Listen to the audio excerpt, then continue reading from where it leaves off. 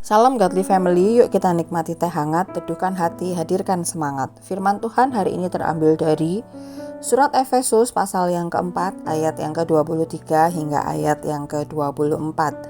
Saya akan membacakannya. Supaya kamu dibaharui di dalam roh dan pikiranmu dan mengenakan manusia baru yang telah diciptakan menurut kehendak Allah di dalam kebenaran dan kekudusan yang sesungguhnya. Godly Family yang terkasih, manusia hidup dan diciptakan sebagai makhluk yang aktif.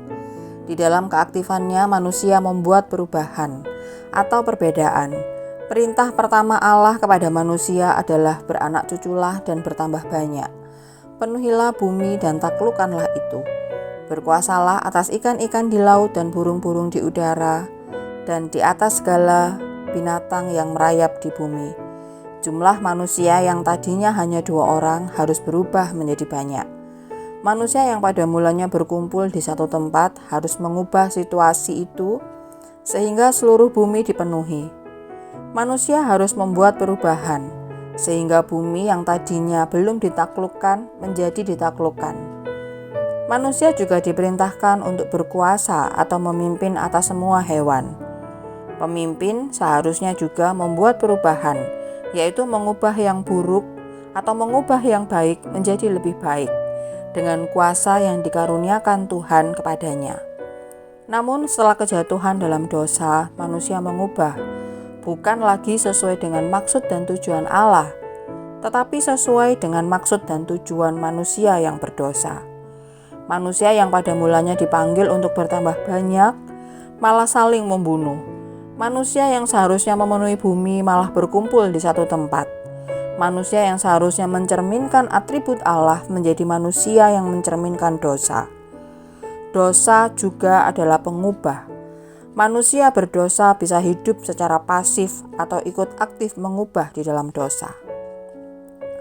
Lalu bagaimana dengan orang-orang yang sudah ditebus oleh Kristus?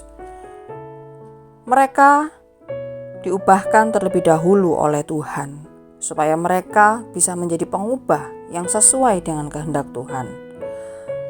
Orang Kristen dipanggil bukan saja untuk pasif berdosa atau tidak berdosa, tetapi juga untuk aktif mengubah dalam kesucian dan kebenaran. Hal yang menyedihkan adalah ketika banyak orang jahat begitu aktif mengadakan perubahan yang negatif, tetapi banyak orang Kristen begitu pasif sehingga tidak menghasilkan perubahan apapun atau malah ikut aktif berbuat jahat.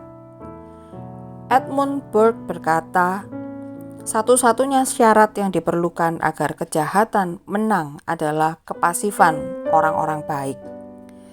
Pertanyaan yang menjadi perenungan kita hari ini adalah, apakah kita sebagai orang-orang Kristen, sebagai orang-orang yang sudah ditebus oleh Kristus, sudah diubahkan?